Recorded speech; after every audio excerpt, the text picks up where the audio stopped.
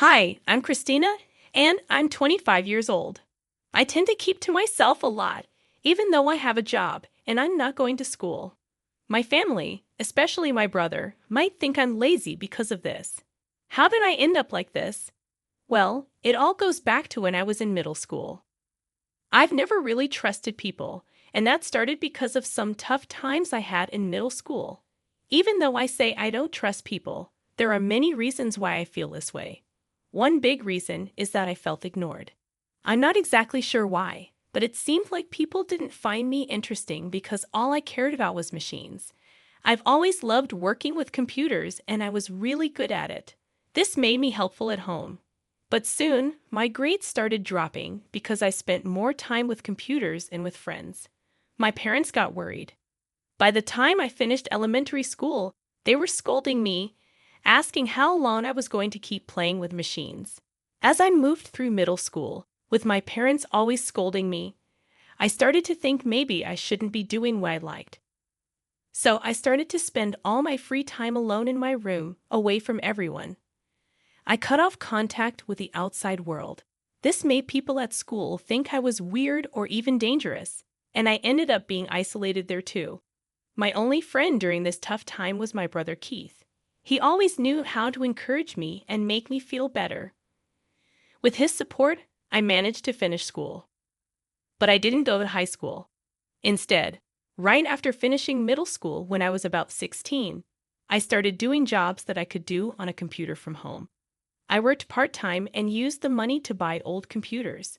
I would take them apart and rebuild them from scratch. This hobby of mine paid off. By the time I turned 20, I was able to build computers that I could sell. Things changed quickly when I started a business selling affordable computers. Soon, I became well known. By the time I was 25, I had made a small fortune. I was even able to give my parents $2,500 every month to help with household expenses, and still had money left over. Even though I talked to my parents about my job many times, they didn't really understand it. We had some arguments, but eventually they decided that as long as I could support myself, they didn't mind what I did. Because of this, they stopped interfering with my life, and I could live freely at their house. However, my brother didn't think highly of me. He used to be kind and supportive when I was in school, but maybe he got tired of me. Even after I turned 20, I was still spending most of my time in my room at my parents' house, working on computers. Eventually, my brother started treating me harshly whenever he saw me. Since I'm not one to keep quiet, we ended up having more and more conflicts, and now our relationship is really strained. Things got even worse after my brother got married. It turns out his wife was someone he'd been involved with since high school, but she never really liked me. She didn't like the idea of being my sister-in-law, and it seems like she influenced my brother against me. Because of all this ongoing tension, I started being seen as a problem in our family home, even though I mostly stayed in my room. It felt like I was being attacked with constant hostility, which was a stark difference from my parents' concerned words. Our home, which used to be a safe and comfortable place despite the criticisms, suddenly felt like a place full of enemies. I no longer felt comfortable there, and I noticed my parents slowly siding against me and my allies disappearing one by one. Even though I was making enough money and contributing to household expenses, my brother and sister-in-law still saw me as a freeloader. They didn't understand what I was doing with my computer work. Slowly, they started saying things like they wanted to kick me out of the family home and live there themselves. Feeling completely estranged from my brother and his plans, I figured leaving wouldn't make much of a difference. If I left, I wouldn't have to keep contributing to household expenses, so I could save that money instead. It seemed like a silver lining in a way. As I was thinking about leaving, my brother suddenly brought up inheritance. He thought I was able to live comfortably because our parents had money. So when the topic of me leaving came up, he basically told me to give up my claim to any inheritance because they would take care of our parents. But what he didn't understand was that the reason our parents could live comfortably without working was because of the money I was providing for living expenses. I didn't think they could keep living like they were without that money. But to my brother, I was just a burden in my room. I was ready to leave, but I wanted to confirm one last time if my brother was okay with it. When I asked him, he just laughed and told me they would be glad if I left already. I realized once again how little my brother understood me. He just didn't get it. I felt sorry for him and his wife, which made me more determined to leave our family home. A few days after my brother told me to leave, I was still staying in my room. But during this time, my brother and his wife were relentless in their efforts to get me out. They kept knocking on my door, stopped providing meals for me, and even told me to do my own laundry. But these were all things I would have to do if I lived alone anyway, so I didn't find it too troublesome. I wasn't just sitting back and accepting what they said. I felt like they were unfairly taking my place away from me, so I decided to prepare for some revenge. I'm good with machines, and my brother seemed to forget that. He didn't realize the power I had with access to a computer. I wasn't going to quietly leave just because he told me to. In my brother's eyes, his marriage and me being a shut-in sister was the only chance for our parents to see a grandchild. Knowing that my parents were blinded by this and even approved of me leaving, I decided to set a trap that would activate when I left the house. Finally, I found a new place to live, finished all the necessary procedures, and was ready to leave my family home. Just before I left a harsh message for my parents and brother. I reminded them of all the ways I had been providing for the family and accused them of forgetting all the good I had done. I wanted them to realize who the real problem in our family was. My parents seemed surprised for a moment, but they probably believed my brother would somehow manage. In the end, they just brushed off my words as bitterness. I'm sure they didn't take me seriously, but I thought it was better that way for now, so I decided to go ahead and leave the house. I brought a lot of equipment from my family home and bought more items as well as furniture and appliances. I set everything up the way I liked, decorated the place with my favorite style, and made it super cozy. I found myself working even better than before. Living alone was scary at first, but it turned out to be really easy. The locals were friendly, and life was surprisingly comfortable. Since leaving my family home and doing everything on my own, I've been having a great time, experiencing new things. But then, I got a call from my mother. She asked if I did something to our machines. "What do you mean?" I asked. "There's something wrong with the computers and electronics," she said. I had no idea about that. I used to take care of them for free because we were family. But since they treated me badly and kicked me out, even if they're my parents, they'll have to pay the regular price.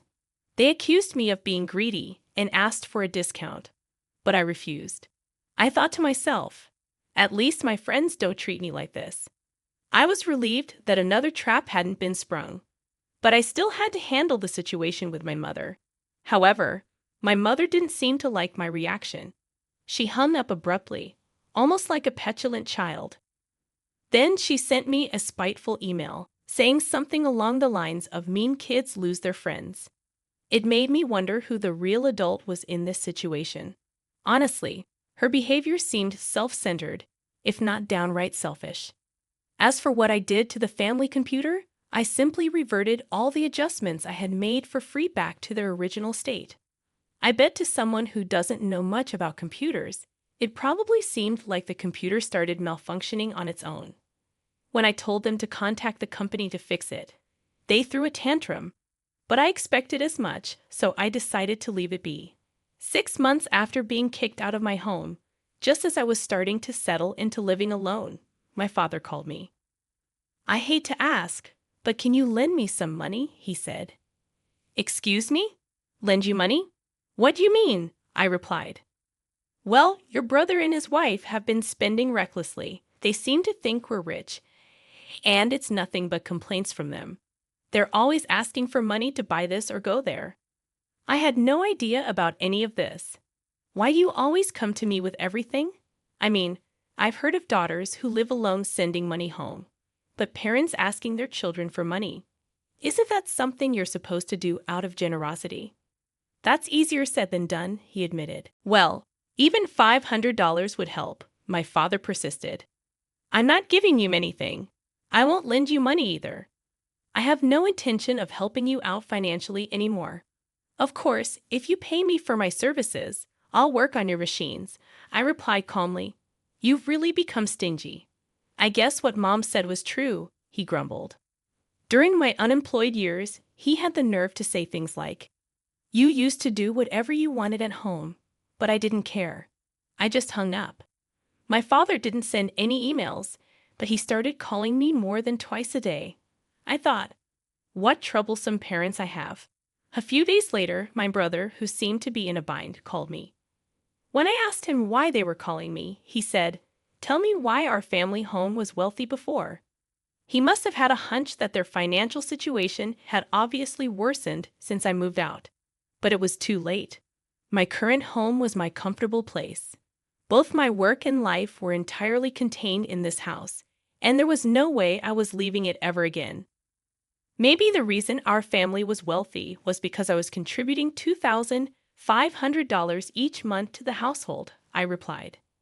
I didn't have to contribute that much, but I felt a sense of gratitude for being raised by my parents, so I gave more. So now, why would I continue to financially support a home that I was kicked out of? There's no way I would, right? I added. I see, so that's why Mom and Dad's financial situation suddenly worsened, my brother realized. I'm sorry, but even if you asked me to come back, I have no intentions of doing so. I understand looking back now, what we did was terrible. I'm sorry, but it's too late for apologies, I concluded. Anyway, I had no plans to be involved with any of them in the future. Don't call me anymore, I told my brother, ignoring his protests, and hung up the phone. When I left home, I made up my mind never to get involved with them again. Forgiving them so easily was inconceivable to me. I decided to cancel my cell phone contract because I couldn't bear the situation of receiving calls on various matters anymore. 5 years have passed since I canceled my mobile contract and started living alone, and I got married. My partner works in the same field as me, and he understands my lifestyle. He helps with the housework instead. I thought about contacting my parents since they're technically my family, but it's too late. However, my husband expressed his desire to greet my parents and was curious about the current situation. So I hired a detective to investigate the situation at my family's home. Then, a slew of problems came to light. After I cut off contact, my parents were desperate to maintain their lifestyle and keep my brother and his wife tied to the family home by borrowing money from various lenders. But they couldn't repay the money, and it accumulated interest, leaving them helpless. Currently, the debt I found from my parents alone exceeded $100,000. The house was used as collateral for the debt, and now it's a vacant lot where our family home once stood. While I felt a bit sad because of my attachment to my family home, I concluded that they reaped what they sowed. I decided to investigate my brother's current situation. He seemed to have suggested a divorce due to his wife's extravagant spending habits, but she didn't accept it. They're currently going through a divorce lawsuit, which is both time and money consuming. My brother's wife hired a lawyer and is resisting the lawsuit, leaving them at an impasse. They don't have children yet, and it's rumored that my brother is infertile. Concerned, I sent the detective to the hospital where they were being treated, and it seems that he really wasn't fertile. This disappointed my parents, who were hoping for a grandchild, and ended the cohabitation. The family home was sold to pay off the debt. That was the pitiful state of my family now. It was evident just from a casual investigation that meeting these people in this state was not advantageous for me or my husband. After all, I have a kind husband now, 4 children, and a dog. We've bought a large home and are living the life that those people idealized. If they knew this fact, they would surely try to take advantage of it. I couldn't bear such a thing. So, as soon as I knew this fact, I went to the local office and arranged so that my information could only be accessed there.